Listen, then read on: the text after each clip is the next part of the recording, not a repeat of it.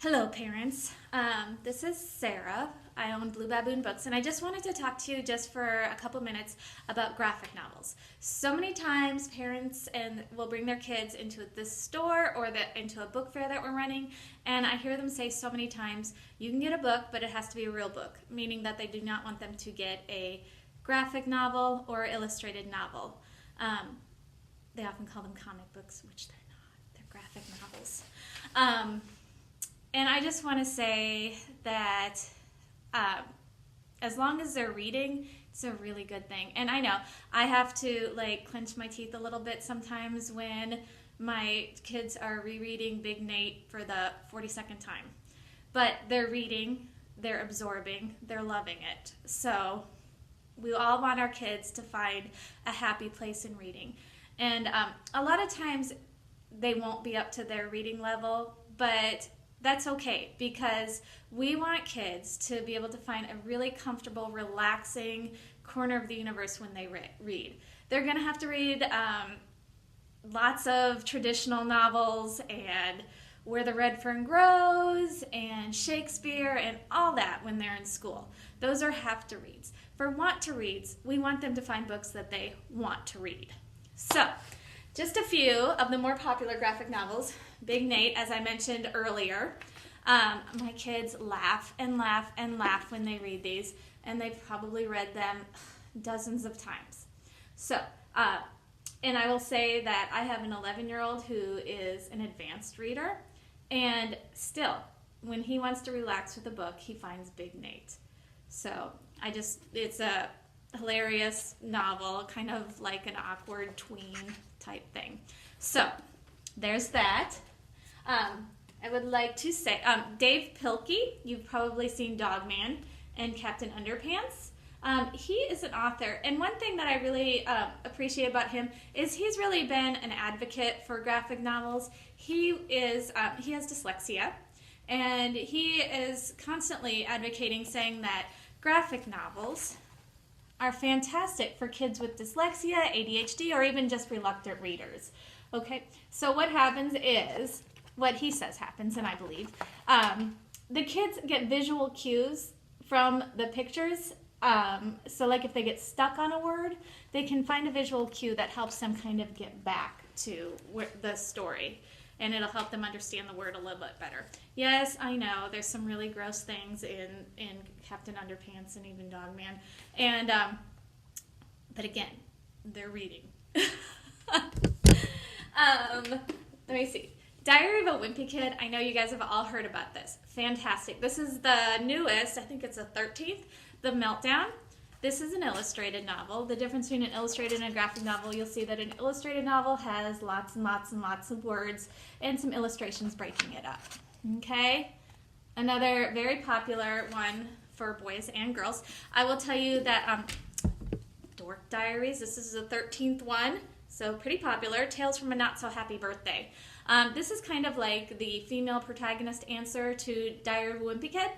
However, I do know boys who also like Dork Diaries. It's kind of that middle school awkwardness type thing that we all go through, and now it's just in an illustrated novel.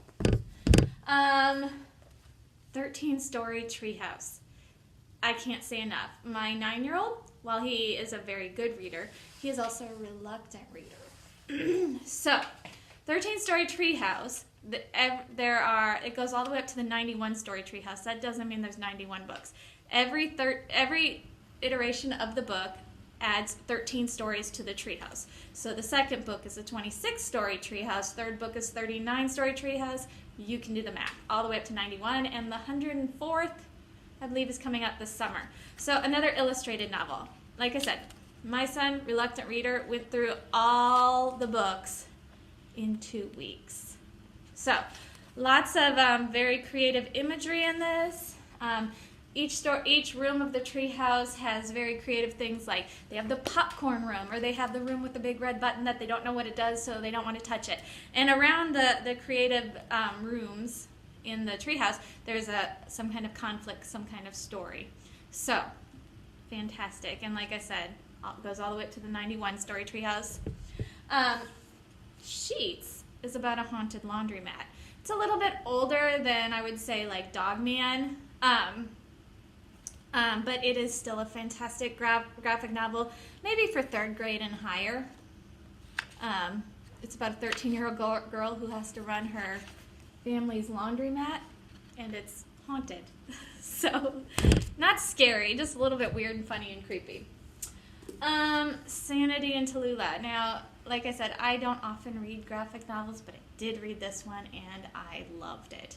It's about these 2 girls who live on this space station way out in the outer realms of the universe, and their ship is invaded, and they have to solve that. They use lots of STEM to solve their problems. A little bit of rebellion against the adults on their space station. Super fantastic. Loved it. Can we get enough of unicorns? I don't think so. We have tiny, tiny kids, and we have older 15-year-old girls. Love unicorns, and who doesn't? And boys and girls. It's fantastic. So this is for the girls the kids as they grow up. This is a chapter book again, graphic novel about Phoebe and her unicorn. And this is the 8th book. So if your little unicorn fan loves the first book, there's lots more for them to read. And that's another thing. Sometimes kids, they love a book and they get nervous about trying a new book. So when it's a series, they know they're going to like it because they liked the first several books in the series. So I like that there are so many iterations of this one, Diary of a Wimpy Kid, Dork Diaries, Dog Man, Big Nate, lots of them. So the kids can just keep reading what they know they will love. And finally, I have Bad Kitty here. What I love about Bad Kitty, there are so many things. But one of them is that Nick Bruhl writes storybooks, but then for littler kids, and then he also writes chapter books. Okay, so the books kind of grow with your kid. So if your kid liked, Bad Kitty does not like video games in 1st or 2nd grade, he or she is going to grow into the chapter books, the illustrated novels such as this one, Bad Kitty Camp Days. Again, it's funny, Bad Kitty's naughty, Bad Kitty is silly, she is just a hilarious cat. Also, Blue Baboon Books has had the opportunity that we will be bringing Nick Bruhl to Wichita on February 2nd. If you have a Bad Kitty fan, you can purchase those tickets on our website. It's going to be fantastic. I have seen his presentations. He gives an awesome presentation. So I sincerely hope that you can bring your kids to that, or even just come by yourself. You will get, with the ticket purchase, you'll be able to get your book autographed by Nick Bruhling, personalized and autographed by him himself. And you can also purchase companion tickets. So that is my defense of graphic novels and illustrated novels.